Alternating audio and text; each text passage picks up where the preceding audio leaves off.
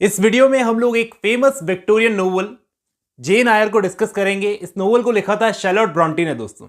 Brontë sisters में से एक सिस्टर और बहुत ही फेमस नोवेल है दोस्तों। लेकिन मैं इस वीडियो में आपको पूरी नोवेल नहीं सुना पाऊंगा, आधी ही कहानी है ये दोस्तों। आधी कहानी हम नेक्स्ट वीडियो में डिस्कस करेंगे। चलिए शुरू करते हैं, मिलता हूं इस वीडियो के एंड में। दोस्तों, कहानी शुरू करने से पहले इस कहानी के प्रोलॉग में राइटर शार्लोट ब्रॉन्टी क्रिटिसाइज करती है अपने टाइम के क्रिटिक्स को और तारीफ़ करती है विलियम मैकपीस थैकरे की, जो कि उनके टाइम के बड़े राइटर थे, कि वो आदमी बड़ा सही है, विक्टोरियन एज का कमाल का सटायरिस्ट है और सोशल रीजनरेटर है, जिसने विक्टोरियन एज की सोशल सिस्टम को सुधारने के लिए काफ़ी वर्क्स लिखे हैं। इस तरह से वो तारीफ़ करती है और कहानी को शुरू करती है। अब मैं कहानी सुनाता हूँ, कहानी में क्या है।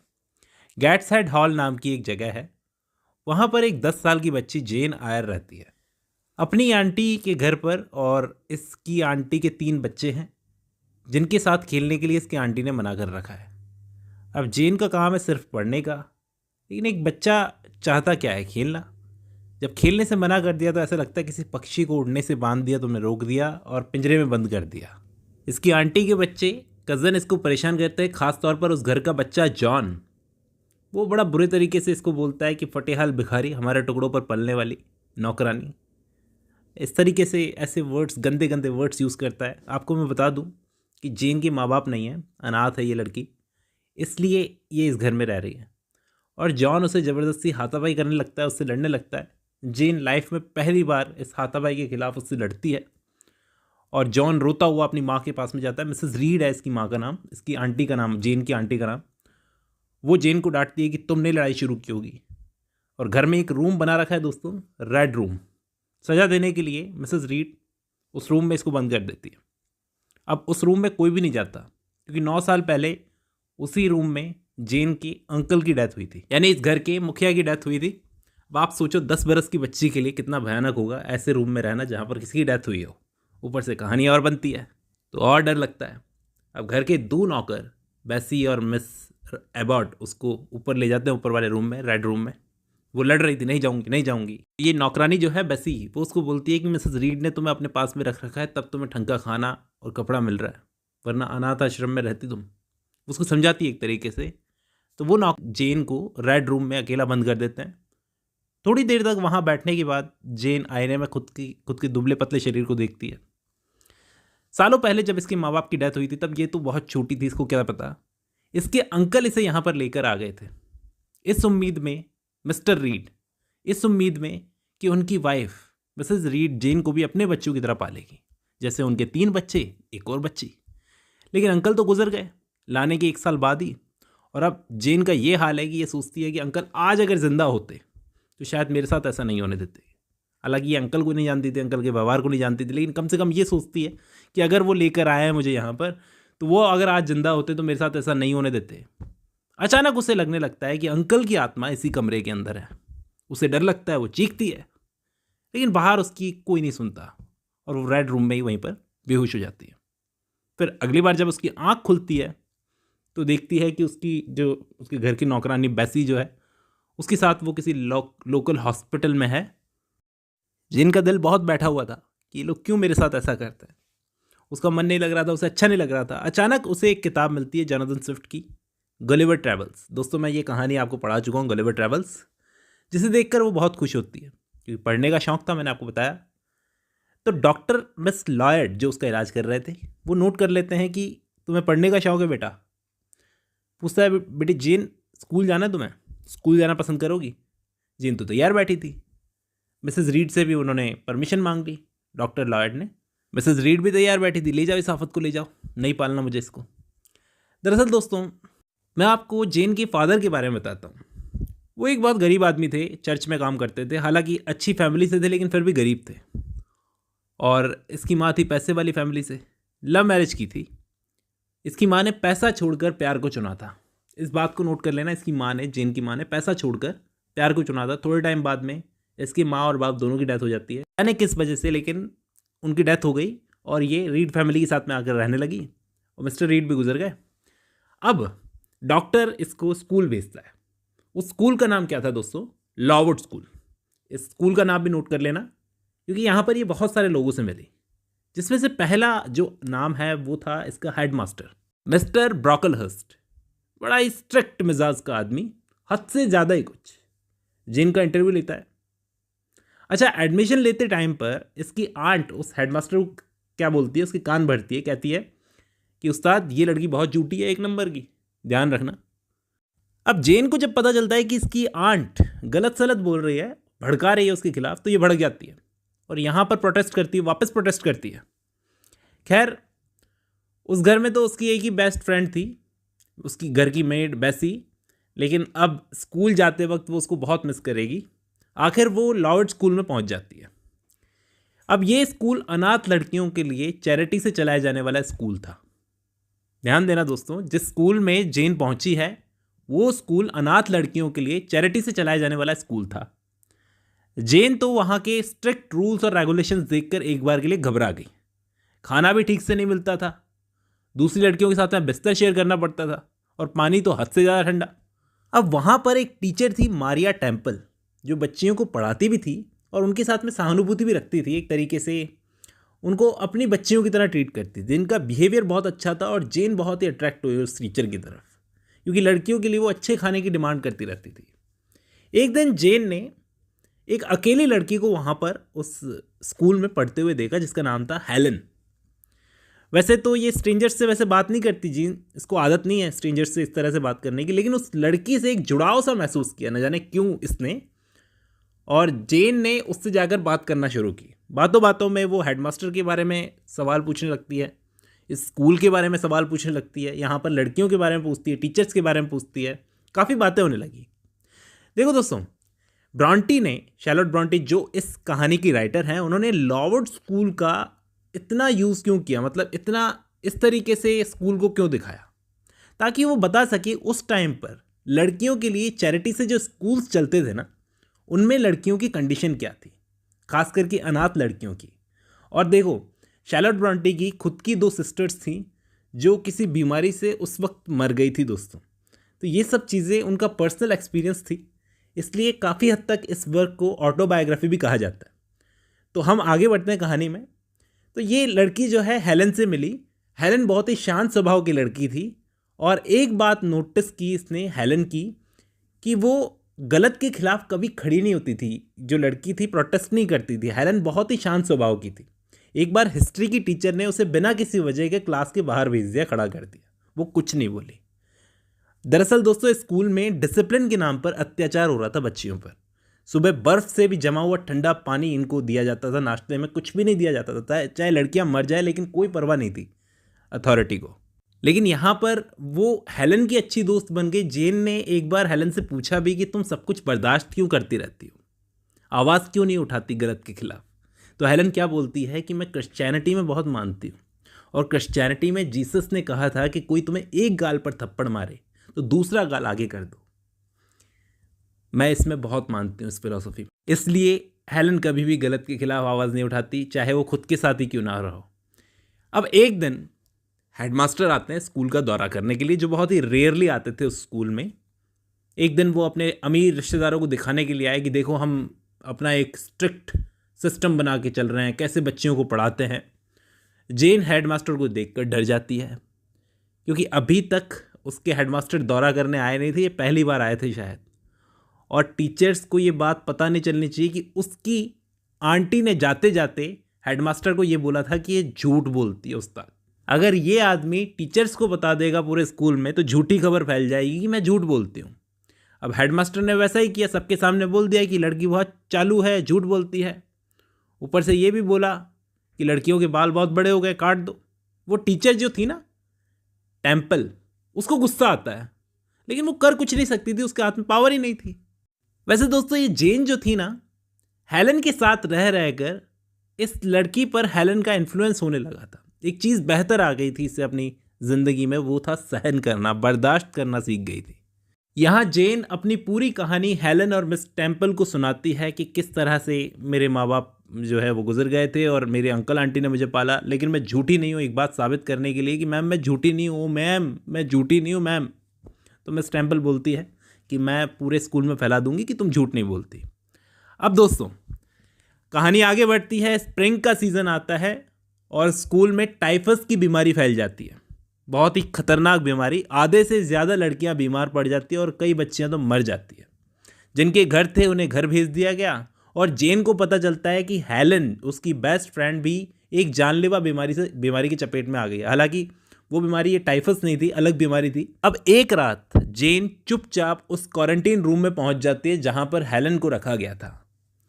हेलन जेन से बोलती है कि मुझे मरने से डर नहीं लगता। क्या बोलती है दोस्तों? मुझे मरने से डर नहीं लगता, मैं इस दुनिया में जहां दर्द ही दर्द है इसको छोड़कर अपने भगवान के पास चली जाऊंगी। जेन उससे काफ़ी देर तक बात करती है और हेलन के साथ में ही वहीं पर सो जाती है। सुबह तक दोस्तों हेलन गुजर गई थी। उसके जाने के बाद जेन को एक बात तो पता थी कि लड़की हेलन बहुत ही रिलीजियस थी और रीबर्थ में पूरा विश्वास था। हेलन को एक अननोन कब्र में दफनाया जाता है जहाँ पर कुछ लिखा भी नहीं गया था दोस्तों। फिर समय ऐसे ही गुजरता जाता है। 8 साल बाद में जेन अच्छी खासी पढ़ी लिखी लड़की बन जाती है, हर चीज़ में टॉप करती है और टीचर बनकर 2 साल तक उसी स्कूल में, जिस स्कूल में ये पढ़ी थी, वहीं पर पढ़ाती है। अब बाहर की दुनिया में अपना रास्ता ढूंढने के लिए बाहर निकलती है। एक न्यूज़पेपर में ट्यूटर की ऐड देती है, जॉब की ऐड देती है। तो एक लेडी थी जिसका नाम था मिसेस फेयरफैक्स। उस औरत ने इसमें इंटरेस्ट दिखाया कि तुम हमारे यहाँ पर पढ़ाने के लिए आओ एज अ ट्यूटर एक बच्ची को। देखो अब इस मोड से कहानी थोड़ी इंटरेस्टिंग होती जाएगी, आप गौर से सुनना। अब मिसेस फेयरफैक्स नाम की एक औरत ने इंटरेस्ट दिखाया इसमें। इस बीच इसे अपने घर से न्यूज़ मिलती है। एक मेड थी ना जो इसका साथ देती थी इसके घर में, आपको याद हो तो, उससे न्यूज़ मिलती है uncle aunty Mrs read mister read के घर की कि तीनों बच्चे बर्बाद हो गए एक एक करके। इसके कज़न जो थे ना, तीनों बर्बाद हो गए। अब रात को पूरा सफ़र करके जेन पहुंचती है थॉर्नफील्ड हॉल नाम की जगह पर, जहां पर उसे जो जॉब मिली थी, जॉब की पेशकश हुई थी। उसकी मुलाकात होती है एक अच्छी काइंड हार्टेड ओल्ड लेडी से जिसका नाम था मिसेस फेयरफैक्स, जिसने जेन को यहाँ पर बुलाया था कि हमारे यहाँ पर एक लड़की है, उसको पढ़ाने के लिए आओ। वो उसे बढ़िया से बेडरूम में ले जाती है और वहाँ पर उसे बताती है कि मिसेस फेयरफैक्स जो है वो इस हवेली की मेड है, मालकिन नहीं है।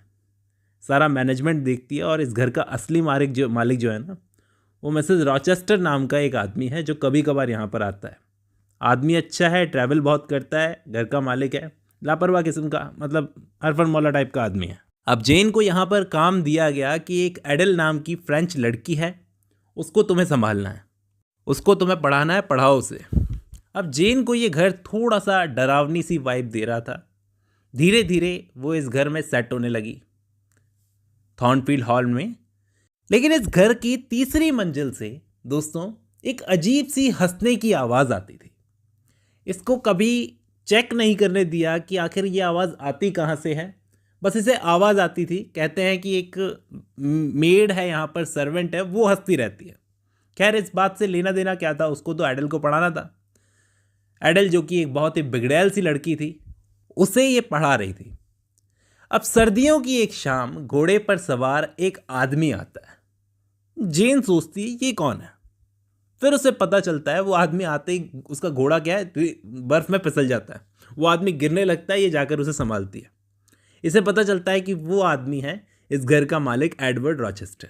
अच्छा तो आप ही हैं, ऐसा कुछ बोलती नहीं है। तो ये नेक्स्ट डे जेन की उस आदमी से मुलाकात होती है। ये आदमी बहुत ही मूडी किस्म का आदमी था और बात भी बड़े अजीब ढंग से कर रहा था। जैसे उसे जब पता चलता है कि जेन बहुत अच्छे पोर्ट्रेट्स बनाती है तो वो कहता है चलो चलो मुझे अपना आर्ट दिखाओ। मतलब इतना अजीबोगरीब क्यों है ये आदमी, जेन को समझ में नहीं आता। इस बात का पता चलता है जेन को मिसेस फेयरफैक्स से, बूढ़ी औरत जो थी ना, नौकरानी इस घर की, कि इस आदमी का पास्ट बहुत ख़राब रहा था। इसलिए काफ़ी सारी बातें तो इसने बता दी इस लेडी ने और काफ़ी सारी बातें छुपा ली। इसलिए ये बस ये कहती है कि इसका पास्ट बहुत ख़राब था, इसलिए ऐसी हरकतें करता है। बाकी आदमी बहुत अच्छा है। एक रात ये जेन को और एडल को दोनों को अपने पास बुलाता है रॉचेस्टर। कहता है पेरिस से वो एडल के लिए गिफ्ट लेकर आया है। वो गिफ्ट वो एडल को देता है, बच्ची को देता है और वो खेलने चली जाती है। यहाँ रॉचेस्टर जेन के साथ अकेले खड़ा था। उसने थोड़ी लगा रखी थी, दारू पी रखी थी। वो फ्लर्ट करता है इसके साथ में। अब सुनो मिस जेन, जेन ही नाम है ना तुम्हारा? क्या तुम्हें लगता है कि मैं हैंडसम हूँ? जेन बोलती है कि नहीं सर, मुझे नहीं लगता। हालांकि जेन को इस आदमी की आंखें पसंद थी।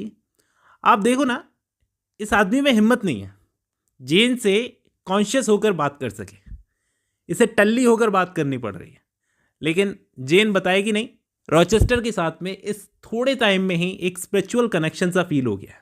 ये बताएगी नहीं कि तुम्हारी आंखें अच्छी है वगैरह वगैरह। देखो दोस्तों, यहाँ पर सवाल ये है कि ये लड़की एडल कौन है जिसके लिए रॉचेस्टर इतना कर रहा है। रॉचेस्टर खुद एक दिन जेन को बताता है कि सालों पहले मुझे एक फ्रेंच सिंगर सेलेन नाम की एक लड़की से प्यार हो गया था। मैंने उस औरत को किसी दूसरे आदमी के साथ पकड़ लिया। उस आदमी से मेरी हाथापाई हुई और उस औरत ने इस लड़की एडल को मेरे हाथ में सौंप दिया कि ये तुम्हारी बेटी है, मेरी बेटी है। लेकिन मेरे रंग रूप से, मेरा रंग रूप सांवला है। दरअसल दोस्तों, इस रॉचेस्टर का रंग रूप सांवला है, थोड़ा सा डार्क है। वो बोलता है कि मुझे इस बात में डाउट था कि लड़की मेरी है, लेकिन फिर भी मैंने एडल को अच्छी परवरिश देने के लिए इंग्लैंड ले आया। ऐसे ऐसे कहानी उसने जेन को बताई। जेन रॉचेस्टर की पूरी कहानी के बारे में पूरी रात सोचती रहती है और अब उसे रॉचेस्टर से बात करने में थोड़ा सा इंटरेस्ट भी आने लगा था कि ये आदमी वैसे घमंडी और पैसे वाला नहीं है जैसे कभी लगता था। लेकिन अब इस घर में अजीबोगरीब सी आवाज़ें बढ़ने लगी। जेन थोड़ा सा परेशान होने लगी। ये बाहर आती है तो देखती है कि रॉचेस्टर के रूम से धुआं बाहर आ रहा था। दरअसल क्या है, रॉचेस्टर के रूम में आग लग गई थी, पर्दे में आग लग गई थी। इसने पानी डालकर फिर से रॉचेस्टर की जान बचाई। एक बार तो घोड़े से गिरने से रॉचेस्टर की जान बचाई और अब फिर से पानी डालकर इसकी जान बचाई। दरअसल इस बेवकूफ़ ने जलती हुई मोमबत्ती वहीं पर छोड़ दी थी और पर्दे जल गए। खैर, मौका मिलते ही रॉचेस्टर तो निकल लिया अपनी वापस ट्रैवलिंग करने के लिए और जेन यहाँ पर अकेली होने लगी। उसके प्यार में थोड़ी सी पागल सी होने लगी। ये एक हफ्ते के लिए बाहर गया था और पीछे से जेन को फेयरफ्लैक्स से पता चला, मतलब उस नौकरानी से पता चला कि हो सकता है कि ये 1 साल के लिए यूरोप चला जाए। अब देखो दोस्तों, इस घर में एक अजीबोगरीब सी नौकरानी है, ग्रेस। बाकी नौकरों के मुकाबले उसको ज़्यादा पैसे मिलते हैं और वो हमेशा हंसती रहती है तीसरी मंजिल पर। अब पता नहीं उस लड़की में क्या अजीब है, कुछ तो अजीब चल रहा है। जेन को लग रहा है ये यार ये कुछ अजीब कैरेक्टर है इस पूरी कहानी के अंदर। कहानी आगे बढ़ती है। रॉचेस्टर कुछ दिनों के बाद में कुछ मेहमानों के साथ में, अमीर मेहमानों के साथ में हवेली में वापस आता है और रोज़ रोज़ रात को लगभग पार्टी होती है। रॉचेस्टर जोर देकर जबरन पार्टी में जेन को शामिल करता है। जेन जबकि शामिल नहीं होना चाहती है और बाकी के सदस्य जो हैं, पैसे वाले सदस्य, वो भी शामिल नहीं करना चाहते। उन लोगों को ये रवैया पसंद नहीं आता कि जेन हमारे बराबर की थोड़ी है जो हमारे साथ में नाचेगी। इवन पार्टी में एक सुंदर लड़की भी थी जिसके साथ इस रॉचेस्टर की रोज़ रोज़ फ्लर्टिंग देखकर जेन को थोड़ी जेलसी हो रही थी और ये बयां भी नहीं कर पा रही थी किसी को। पार्टी के दौरान एक जिप्सी यानी बंजारन टाइप की औरत आती है जो सबके फ्यूचर के बारे में बताती है, दिल की बातें प्रेडिक्ट करती है। उस औरत से जेन के कैरेक्टर के बारे में हमें काफ़ी कुछ पता चलता है कि इसका कैरेक्टर कितना अच्छा है। दोस्तों, ये अपना खुद का स्कूल बनाने के बारे में सोचती है, इंडिपेंडेंट होने के बारे में सोचती है, जबकि पार्टी में मौजूद और दूसरी अमीर औरतें जो थी अनमैरिड, वो अच्छे पतियों के बारे में, पैसे वाले घर के बारे में सोचती है। तो इस तरह से मैंने आपको आधी कहानी सुनाई। इस घर में पार्टी चल रही है, रॉचेस्टर कौन है, ऊपर से आवाज़ें क्यों आती है, वो अजीब सी कैरेक्टर कौन है इस कहानी में, मेड जो है इस घर की, एक अजीब सी मेड। ये सब बातें हमें सेकंड पार्ट में पता चलेगी दोस्तों। फिलहाल आज की इस वीडियो में बस इतना ही। अब तक हमने कहानी में देखा कि जेन किस तरह से थॉर्नफील्ड हॉल नाम की जगह पर पहुंची। वहां पर एक यंग मैन रॉचेस्टर इसको पसंद आया, लेकिन इस घर में कुछ अजीब है। अब इससे आगे कहानी बढ़ाते हैं। उस रात जब पार्टी चल रही थी तो उसी आधी रात के सन्नाटे में एक आवाज़, एक चीख सुनाई दी। सारे मेहमान बाहर की ओर भागने लगे, घबरा जाते हैं। लेकिन रॉचेस्टर सबको बोलता है, शांत करवाता है कि एक नौकर ने बुरा सपना देखा है।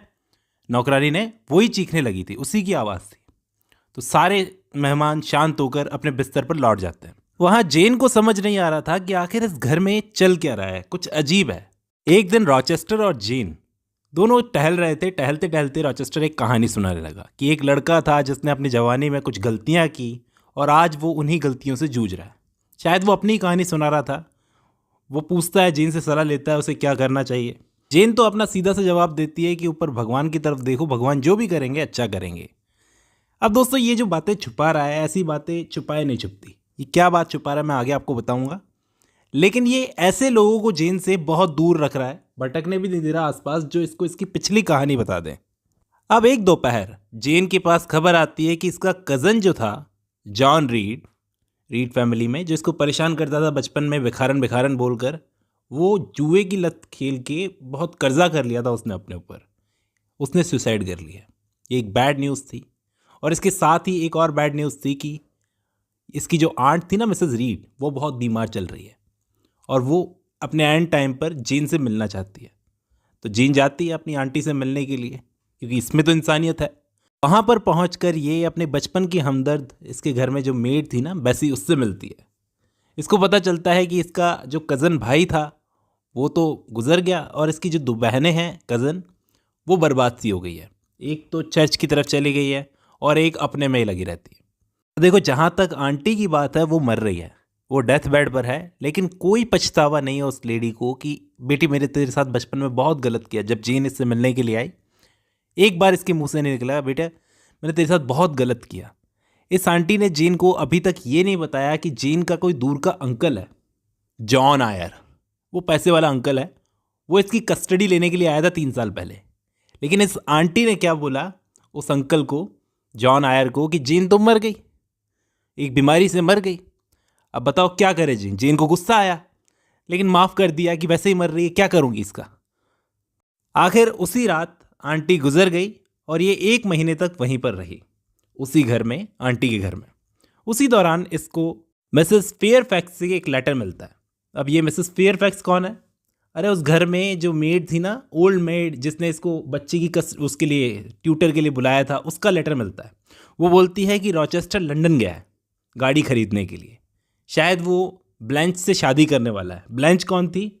उस घर में वो एक अमीर लड़की नहीं आई थी, वो अमीर लड़की जो पार्टी में उसके साथ में, रॉचेस्टर के साथ में डांस कर रही थी। जेन को थोड़ा जेलस फील हो रहा था, जेन का मन उदास हो जाता है ये खबर सुनने के बाद में। 1 महीने तक आंटी के घर में रहने के बाद में उसके लौटने का टाइम आया तो वो लौट रही थी, तब इसकी मुलाकात हुई रॉचेस्टर से, जो अपनी नई गाड़ी लेकर आया था, दिखा रहा था जेन को, देखो मस्त है ना। लेकिन जेन को ज़्यादा खुशी हुई इसको देखकर, रॉचेस्टर को देखकर। लेकिन ये आदमी तो ब्लैंच से शादी कर रहा है, प्लानिंग कर रहा है। जेन कहती है मेरा क्या होगा? तो वो कहता है मैंने आयरलैंड में तुम्हारे लिए एक गवर्नेंस की जॉब ढूंढ ली है, तुम वहाँ पर मस्त पढ़ाना। जेन कहती है कि आयरलैंड बहुत दूर है, मैं इस घर थॉर्नफील्ड हॉल को ही बहुत प्यार करती हूँ और यहीं रहना चाहती हूँ। तो रॉचेस्टर से जब वो बहस करता है तो जेन भड़क कर उसको बोलती है तुम क्या समझा रहे हो मुझे? खुद तो ऐसी लड़की से शादी कर रहे हो जिससे प्यार नहीं करते, मुझे मत समझाओ।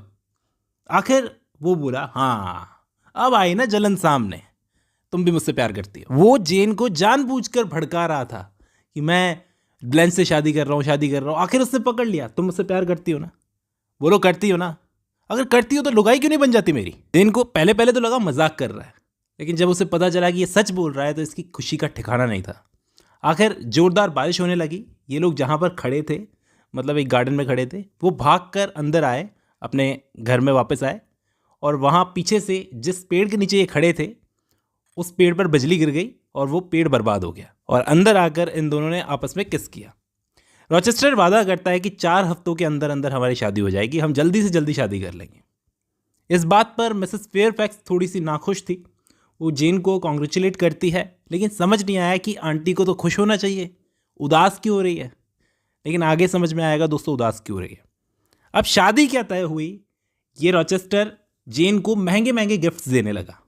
जेन ने कभी मांगे नहीं थे ये गिफ्ट्स, लेकिन उसे उल्टा अजीब लग रहा था कि इन सब की कोई ज़रूरत नहीं है, मैं ट्यूटर की जॉब से बहुत खुश हूँ, मुझे जो मिल रहा है, सादा कपड़े पहनती हूँ और वही मुझे अच्छा लगता है। गिफ्ट्स देकर वो उसको अच्छा तो फील नहीं करवा रहा है जेन को, उसको बहुत नीचा सा फील हो रहा है कि मैं इसकी क्लास के बराबर नहीं हूँ। अगर मुझे इसकी क्लास के बराबर होना है तो एक ही तरीका है, वो चाचा जॉन आयर जो इसे ढूंढते हुए 3 साल पहले आया था इसकी आंटी के पास में, वो अगर मिल जाए, उससे अगर रिश्तेदारी बन गई ना, तो ये रॉचेस्टर की फैमिली के बराबर हो जाएगी। क्योंकि दोस्तों ये रॉचेस्टर की फैमिली के बराबर क्यों होना चाहती है? क्यों वो एक गवर्नर से शादी नहीं कर सकता? रीज़न ये है कि राइटर जिस टाइम पर ये नोवेल लिख रही थी ना, उस समय अगर कोई पैसे वाला आदमी किसी गवर्नर से शादी कर ले तो समाज में तू हो जाती थी उसकी। और जेन भी रॉचेस्टर से ये गिफ्ट्स वगैरह नहीं चाहती थी, क्योंकि सेल्फ रिस्पेक्ट की बात थी भाई। आज तक मरी आई थी ये सेल्फ रिस्पेक्ट के लिए और तुम महंगे गिफ्ट्स देकर उसको ख़त्म कर रहे हो। तो सेल्फ रिस्पेक्ट बड़ी चीज़ है भाई। वो अंकल जो है जॉन आयर, उनसे भी अगर रिश्तेदारी बनानी है ना जेन को, तो वो इसलिए कि क्लास बराबर हो जाएगी। पैसा नहीं चाहिए अंकल से जेन को। जेन की सेल्फ रिस्पेक्ट बहुत बड़ी है। अब शादी का दिन करीब आ रहा था। रॉचेस्टर ने तो हनीमून तक की पैकेजिंग कर ली थी, प्लान बना लिए थे। और किसी काम से जब वो बाहर गया, जेन गई उसी शाम गार्डन में देखने के लिए कि जब मौसम खराब था तो उसी दिन बिजली गिरने की वजह से वो चेस्टनट का पेड़ था जहाँ पर ये बैठे थे, जब जेन और इसके बीच में प्यार की बातें हो रही थी, तब चेस्टनट का वो पेड़ जो है बिजली गिरने से बर्बाद हो गया। जेन को भी उसकी गैरमौजूदगी में बहुत अजीबोगरीब सपने आ रहे थे। अब शादी का दिन भी आ गया। दोनों चर्च में थे, शादी होने वाली थी। अब चर्च में जो पादरी होता है उसने पूछा, इस शादी से किसी को ऑब्जेक्शन थोड़ी है। लेकिन वहाँ पर मेहमानों में 2 अजनबी लोग मौजूद थे दोस्तों, 2 स्ट्रेंजर, जिसमें से एक था मिस्टर ब्रिक्स नाम का एक लॉयर। वो खड़ा हुआ बोला कि लंदन का एक वकील हूँ मैं, और मैं बताना चाहता हूँ कि यहाँ पर शादी में एक प्रॉब्लम है। ये लड़का रॉचेस्टर जिसकी शादी हो रही है जेन से, ये पहले से शादीशुदा है। हाँ जी, पहले से शादीशुदा है। और 15 साल पहले इसने जमैका में एक क्रियोल औरत बर्था मैसन से शादी की थी। वो औरत और कहीं नहीं, आज भी इसकी हवेली में रहती है, इसकी 3री मंजिल पर, थॉर्नफील्ड हॉल में रहती है, 3री मंजिल पर। इसने उसको कैद करके रखा है। ये रहा उस लड़की का भाई। भीड़ में से एक लड़का खड़ा होता है, एक आदमी खड़ा होता है, वो उस लड़की का भाई था, यानी इसका साला था। अब रॉचेस्टर की तरफ सारे देखने लगते हैं। रॉचेस्टर को गुस्सा आता है। वो मानता है कि हाँ, ये कहानी सच है, लेकिन मेरी पहली बीवी पागल थी, उसके साथ मेरी शादी धोखे से करवाई गई थी। हाँ, मैं उसे घर की 3री मंजिल पर बंद इसलिए रखा है क्योंकि वो पागल है।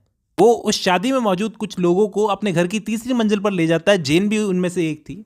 एक सीक्रेट दरवाजे से होते हुए वो एक रूम में जाते हैं जहां अंधेरे में एक लड़की पागलों की तरह यहां वहां भटक रही थी दोस्तों। इसके चीखने की आवाज आती थी उस घर में।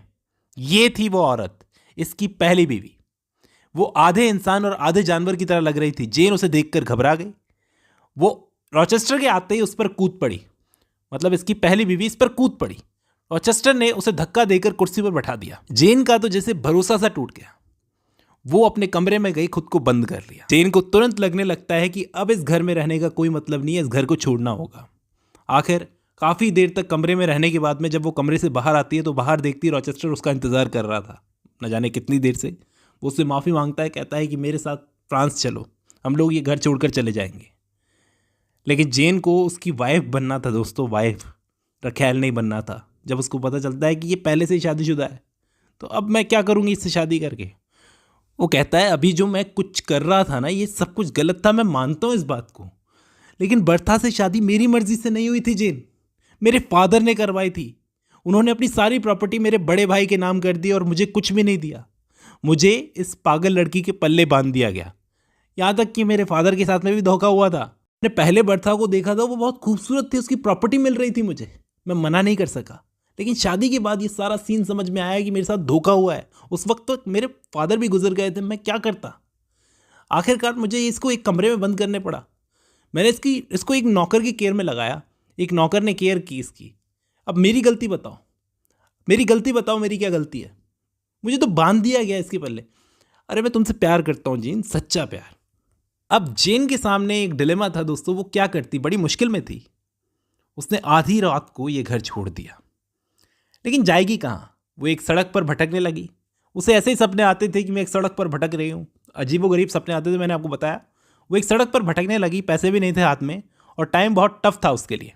वो जंगलों में यहाँ वहाँ भटकती, भूखी प्यासी, एक घर के बाहर गई, वहाँ पर बेहोश होकर गिर पड़ी। भीख भी मांगती है दोस्तों, ये ऐसे बुरे दिन आ गए थे इसके। आखिर उस घर में इसको रहने की जगह मिलती है। वहाँ पर ये अपना झूठा नाम बताती है, जेन एलियट, जेन आयर नहीं, जेन एलियट। उस घर के लोग बहुत अच्छे थे। 2 बहनें थी, एक भाई था, सेंट जॉन नाम का भाई था, और 2 बहनें थी। जेन अपनी कहानी उनको बताती है, लेकिन नाम नहीं बताती। नाम अभी भी उसका नाम जेन एलियट ही बताती है, और काम मांगती है कि मुझे काम दिलवा दो। देखो सेल्फ रिस्पेक्ट देख रहे हो लड़की की। चाहती तो अपने अंकल के पास चली जाती, उन जॉन आयर के पास में, लेकिन क्या प्रॉब्लम थी इसको? कोई प्रॉब्लम नहीं थी। लेकिन कम पैसों में भी यहाँ पर काम करने लगी, एक स्कूल में पढ़ाने लगी। और कमाल की बात यह है कि ये 3 भाई बहन जो हैं, दोस्तों जिनके साथ में ये रह रही है, इनके जो अंकल है ना, इनके अंकल भी वो अंकल जॉन आयर ही हैं। मतलब ये जेन आयर और ये 3 भाई बहन कहीं ना कहीं से रिश्तेदार हैं दोस्तों। बाद में पता चलता है कि ये चाचा ताऊ के बेटे हैं, मतलब आपस में ये कज़न है। इनको जब पता चलता है कि अंकल जॉन आयर की डेथ हो गई है तो ये आपस में प्रॉपर्टी बांट लेते हैं। अंकल जॉन आयर जाते जाते अपनी सारी प्रॉपर्टी जेन आयर के नाम कर गए थे और यहाँ पर ये स्कूल में पढ़ा रही थी इतनी प्रॉपर्टी होने के बावजूद भी, लेकिन जेन ने अपनी प्रॉपर्टी अपने तीनों भाई बहनों के साथ में बांटी। दरअसल दोस्तों ये कज़न थे, मैं आपको बता दूं, ये भाई बहन नहीं थे, सच में ये कज़न थे, चाचा ताऊ के बच्चे थे। तो इनमें जो लड़का है सेंट जॉन, ये चाहता है कि जेन इसके साथ में शादी कर ले और इंडिया चले, लेकिन जेन के मन में अब भी रॉचेस्टर है, उसके दिमाग में अब भी रॉचेस्टर चल रहा था। एक रात इसको रॉचेस्टर की आवाज़ सुनाई देती है जंगलों में। ये फैसला करती है कि नहीं, मैं वापस थॉर्नफिल्ड जाऊंगी। तब ये सेंट जॉन जो है ये कहता है कि वापस जाके कोई फ़ायदा नहीं है, तुम ये गलत फैसला ले रही हो। लेकिन दोस्तों जेन किसी की नहीं सुनती, ये वापस चली जाती है। वापस लौटकर ये क्या देखती है कि घर तो जलकर राख हो गया था। थॉर्नफील्ड हॉल वो जलकर खंडर बन गया था, घर नहीं था वहाँ पर। पास में किसी आदमी से उसे पता चला कि वो पागल औरत बर्था जो थी ना, वो अपने रूम से बाहर निकली भाग के। उसने अपने बेडरूम में आग लगा दी, जिससे पूरे घर ने आग पकड़ ली और सारा घर जलकर राख हो गया। उस वक्त रॉचेस्टर ने सारे नौकरों की जान बचाई, लेकिन अपनी बीवी बर्था को वो खुद नहीं बचा सका। बर्था खुद छत पर खड़ी हो गई, हंस रही थी पागलों की तरह और कूदकर मर गई। रॉचेस्टर बेचारा, उसने अपना हाथ खो दिया, बेचारा बेबस क्या करता। अभी यहीं पर पास में उसने जगह बता दी, यहाँ पर रहता है। वो जाती है वहाँ पर, देखती है कितना कमज़ोर हो गया था रॉचेस्टर। एक छोटे से घर में रहता था, लेकिन जेन से अब भी प्यार करता था और जेन का प्यार भी उसके लिए कम नहीं हुआ था। वो पहले से और ज़्यादा रॉचेस्टर को चाहने लगी थी। रॉचेस्टर कहता है लुगाई बन जाओ मेरी, और वो मान जाती है। और इसी के साथ इस कहानी की हैप्पी एंडिंग होती है दोस्तों।